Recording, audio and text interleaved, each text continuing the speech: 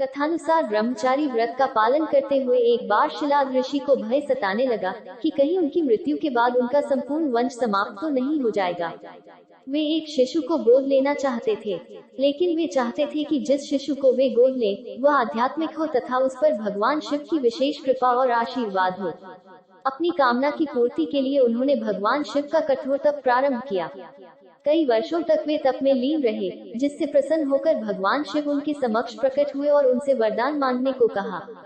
शिलाद ऋषि ने पुत्र प्राप्ति का वरदान मांगा। भगवान शिव शिलाद ऋषि को उनका मनचाहा वरदान देकर अंतर्ध्यान हो गए। भगवान शिव के अंतर्ध्यान होने के बाद शिलाद ऋषि ने जब अपनी आंखें खोली, तो उनकी गोद में एक शिशु खेल रहा था तथा उस शिशु के चेहरे पर एक अलौकिक तेज था। शिलाद ऋषि ने उसका नाम नंदी रखा और उसका पालन पोषण करने लगे। वे उससे बहुत स्नेह करते थे, किंतु नियति ने नंदी के लिए कुछ और ही लिख रखा था। एक दिन मित्र और वरुण नामक दो संत शिलाद ऋषि के आश्रम में पधारे। शिलाद ऋषि ने उनका खूब आदर सत्कार किया। नंदी ने भी उनकी बहुत सेवा की। प्रस्थान करते समय शिलाद ऋषि और नंदी ने दोनों संतों का आशीर्वाद लिया।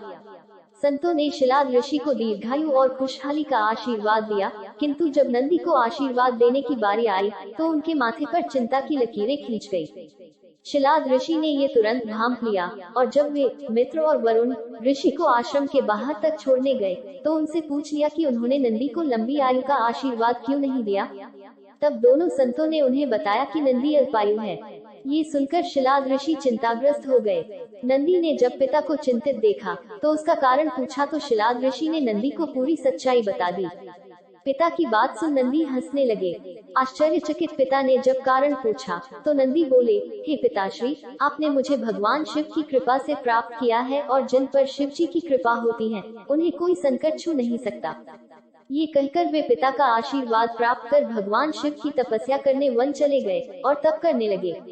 नंदी का तप, ध्यान और आस्था इतनी कठोर और प्रबल थी कि भगवान शिव को प्रकट होने में अधिक समय नहीं लगा।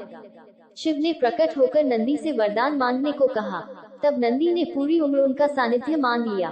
फिर भगवान शिव ने उन्हें बैल का चेहरा प्रदान कर अपने वाहन के रूप में स्वीकार कर किया और अपने गणों में सर्वोच्च स्थान प्रदान किया। शिव जी के आशीर्वाद से नंदी मृत्यु के भय से मुक्त होकर अजर अमर हो गए। फिर भगवान शिव ने गणों के अधिपति के रूप में नंदी का अभिषेक करवाया और इस तरह नंदी नंदीश्वर हो गए।